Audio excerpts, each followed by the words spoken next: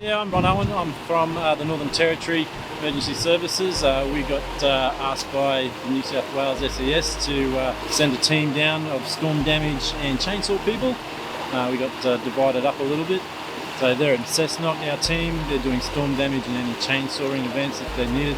And I've been seconded over to Maitland to do some floodboat operations. Darwin, we have monsoonal rains. It's our dry season at the moment, where there's a lot of bushfire activity going on, but nothing as bad as what's going on at the moment down here. The communication between the different agencies has been great. Everyone's been helpful. It's the first time I've worked with a lot of the lifesavers, so that interaction's all been great. Everyone's on the same understanding of what the job needs to be done, and we're getting on with the work.